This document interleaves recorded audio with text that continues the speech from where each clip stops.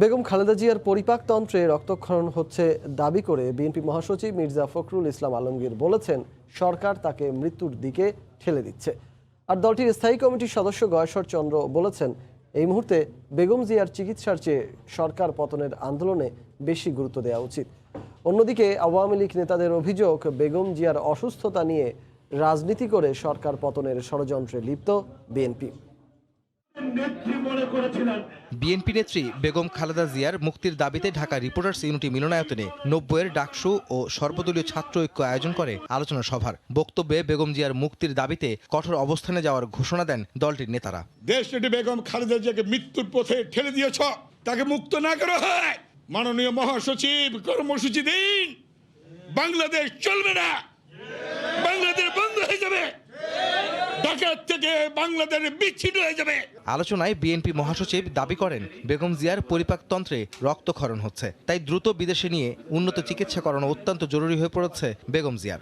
সেই ধরনের কোনো টেকনোলজি তাদের কাছে এখানে বাংলাদেশে নাই, যে টেকনোলজি দিয়ে তারা সঠিক জায়গাটাতে পৌঁছতে পারেনি। তো এখন যেটাকে তাকে তার জীবনকে হুমকির মুখে ফেলে দিয়েছে, সেটা হচ্ছে যে তার পরিপাক যন্ত্র থেকে যে রক্তক্ষরণ হচ্ছে, সেই রক্তক্ষরণকে বন্ধ করা।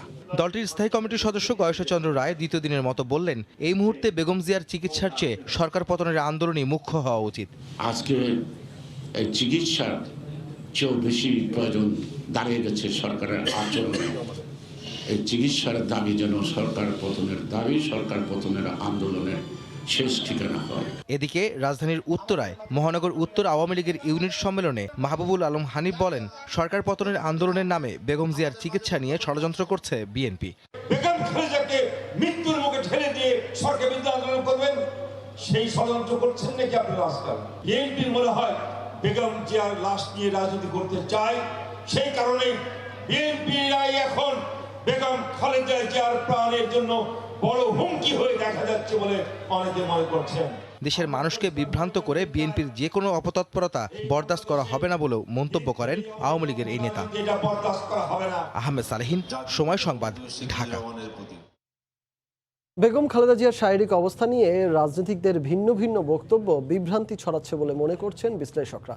তারা বলছেন, বিষয়টি নিয়ে ধোঁয়াশা তৈরির পাশাপাশি তার অসুস্থতাকে বিএনপির সিনিয়র নেতারা রাজনৈতিক হাতিয়ার হিসেবে ব্যবহার করছেন।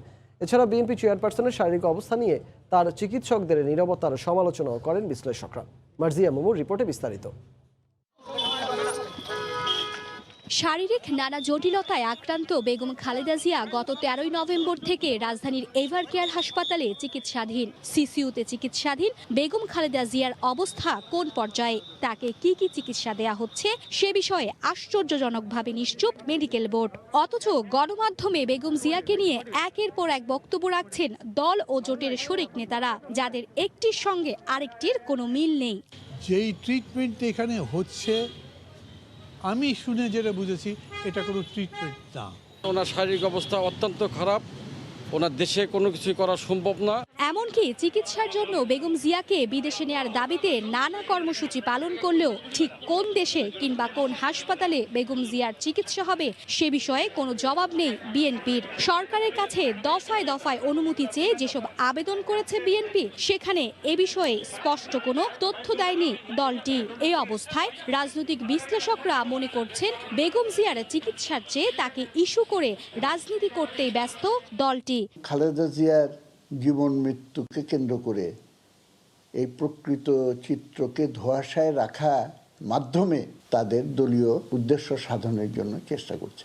বেগম জিয়ার শারীরিক অবস্থা নিয়ে ধোঁয়াশা তৈরি ও দলটির নেতাদের একের পর এক বিভ্রান্তিমূলক বক্তব্যের সমালোচনাও করেছেন ডাক্তার জাফরুল্লাহ চৌধুরী। বিএনপির দায়িত্ব ছিল, হাসপাতালের দায়িত্ব ছিল এই জাতীয় একটি ব্যক্তির প্রতিদিনের বুলেটিন প্রকাশ করতে হয়। জনস্বাস্থ্য বিশেষজ্ঞরা বলছেন, একমাত্র চিকিৎসকই রোগীর অসুস্থতার প্রকৃত অবস্থা বলতে পারেন। তাই বেগম জিয়ার শারীরিক অবস্থা কেমন তা কেবল তার চিকিৎসকদের কাছ থেকে জানা সম্ভব।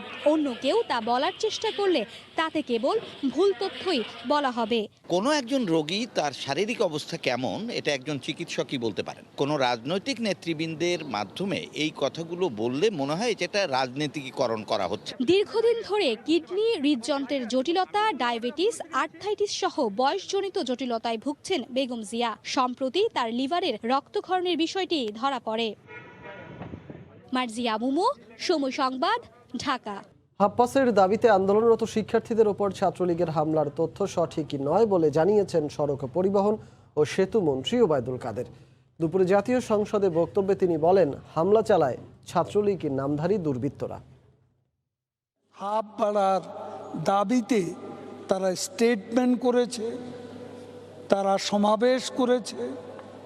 কাজে ছাত্রলীগ দলগতভাবে এই হাফ ভাড়ার সমাবেশ বা মানববন্ধনে হামলা চালাবে, এটা সত্য নয়। ছাত্রলীগ নামধারী কোনো দুর্বৃত্ত দল হয়তো করতে পারে। তৃতীয় ধাপে 1000 ইউপি নির্বাচনের ভোটকাল। এরই মধ্যে কেন্দ্রে কেন্দ্রে পৌঁছে গেছে নির্বাচনী সামগ্রী। সহিংসতা ঠেকাতে কঠোর অবস্থানে আইন শৃঙ্খলা রক্ষা বাহিনী। এদিকে এলাকায় আধিপত্য বিস্তারের জন্যই বিভিন্ন স্থানে সাম্প্রতিক সহিংসতা ঘটেছে বলে জানিয়েছে ইসি।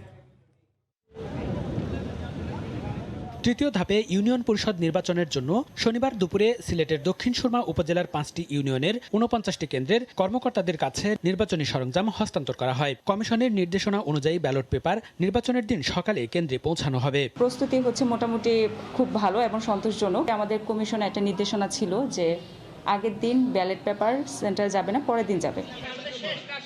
নাটোরের বাগাতিপাড়া ও লালপুর উপজেলার কেন্দ্রে কেন্দ্রে পৌঁছে গেছে নির্বাচনী সামগ্রী। এ দুই উপজেলার 15টি ইউনিয়নে আওয়ামী লীগ সহ বিভিন্ন দলের 67 জন প্রার্থী প্রতিদ্বন্দ্বিতা করছেন চেয়ারম্যান পদে। রোববার মাদারীপুর সদর উপজেলার 14টি ইউনিয়ন পরিষদের মধ্যে ঝাউদি ইউনিয়নে ভোটগ্রহণ হবে ইভিএমে। শনিবার দুপুরে সদর উপজেলা চত্বর থেকে প্রিজাইডিং কর্মকর্তাদের হাতে সরঞ্জামাদি বুঝিয়ে দেন উপজেলা নির্বাচন কর্মকর্তা।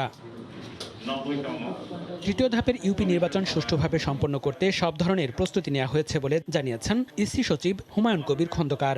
শনিবার দুপুরে জাতীয় নির্বাচন কমিশনে এক সভা শেষে তিনি বলেন, বিভিন্ন স্থানে সাম্প্রদায়িক সহিংসতার জন্য এলাকায় আধিপত্য বিস্তার ও পূর্বশত্রুতায় দায়ী। পূর্ব শত্রুতার কারণেও বা এলাকা ভিত্তিক যে প্রভাব বিস্তার করার জন্য অনেক সময় ঘটে থাকে। যদি কোথাও তারা মনে করেন যে তাদের আইন শৃঙ্খলা নিয়ন্ত্রণে রাখার জন্য এক্সট্রা ফোর্সের দরকার হয়, সেক্ষেত্রে আমরা দিয়ে থাকি। এদিকে পঞ্চম ধাপে দেশের 707টি ইউনিয়ন পরিষদে নির্বাচন অনুষ্ঠিত হবে আগামী 5 জানুয়ারি। মনোনয়ন দাখিলের শেষ দিন 7 ডিসেম্বর, যাচাই বাছাই 9 ডিসেম্বর এবং মনোনয়নপত্র প্রত্যাহারের শেষ তারিখ 15 ডিসেম্বর।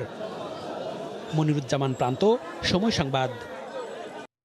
দক্ষিণ আফ্রিকায় শনাক্ত করোনার নতুন ভ্যারিয়েন্ট ওমিক্রন নিয়ে দেশে দেশে বাড়ছে উদ্বেগ।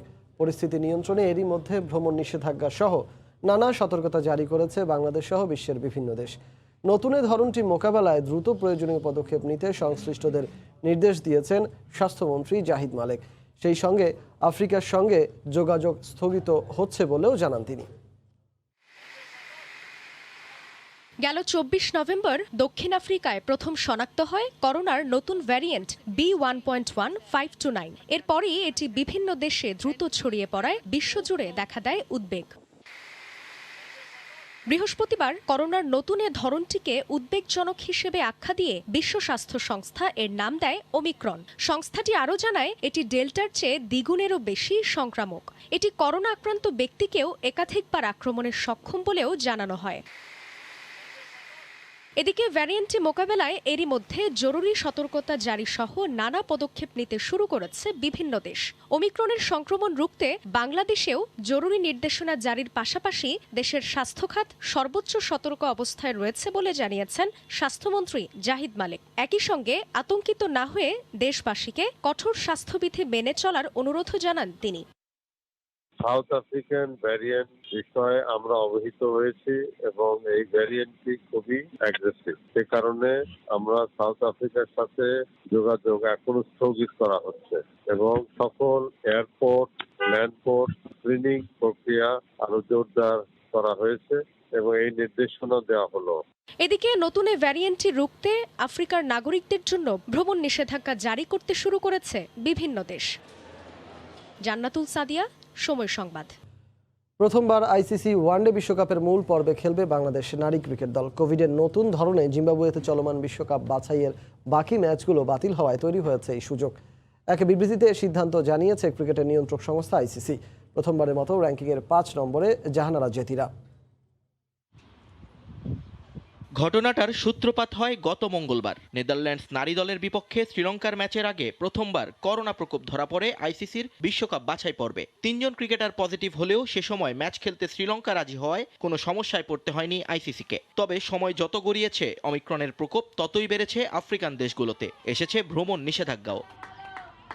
শেষ পর্যন্ত ওয়েবসাইটে বিবৃতি দিয়ে বাছাই পর্বের বাকি অংশ বাতিল করে ক্রিকেটের নিয়ন্ত্রক সংস্থা। আর এতেই বিশ্বকাপের পথটা সহজ হয়ে যায় বাংলাদেশ নারী দলের। বি গ্রুপে 3 ম্যাচে 2 জয়ে 4 পয়েন্ট নিয়ে শীর্ষে থাকায় সরাসরি বিশ্বকাপে খেলবে জ্যোতির দল। এর আগে 2বার বাছাই পর্ব খেললেও প্রতিবারই পঞ্চম হয়ে বিশ্বকাপের আশা শেষ হয়ে যায় টাইগ্রেসদের। তবে এবার নিজেরা ভালো খেলার পাশাপাশি কোভিডের কারণে আসর বাতিল হয়ে যাওয়ায় র্যাঙ্কিংয়ে উন্নতি হয়ে 5 নম্বরে উঠে এলো জাহানারা সালমারা।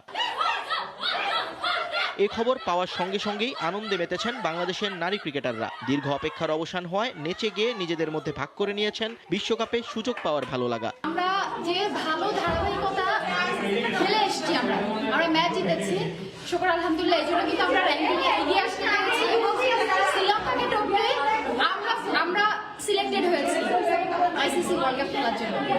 শুকর আলহামদুলিল্লাহ, থ্যাঙ্কস টু আল্লাহ। এদিকে বাংলাদেশ নারী দলকে দ্রুত জিম্বাবুয়ে থেকে অন্য কোনো দেশে নিয়ে যেতে চেষ্টা করছে আইসিসি। ইতোমধ্যে আইসিসি সংশ্লিষ্ট বিভাগের সঙ্গে আলোচনাও করেছে বাংলাদেশ ক্রিকেট বোর্ড। নিয়ন মোহাইমেন, সময় সংবাদ।